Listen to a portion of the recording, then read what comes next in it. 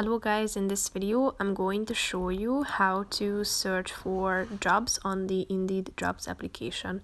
But first I just want to mention, don't forget to subscribe to my channel because at 10,000 subscribers I am going to show you my whole YouTube revenue statistics and growth strategy, how to make money online. Now let's jump into it. First of all, open the application on your phone.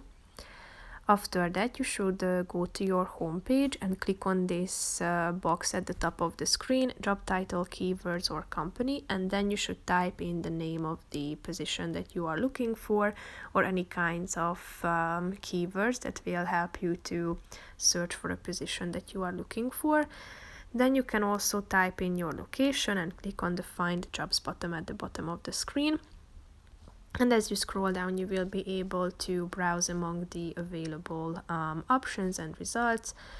So click on the relevant one that you might find interesting to check it out in more details. Here you can see the title of the position, the kind of job, qualifications that are required, the benefits, job description, mission, key accountabilities, and so on.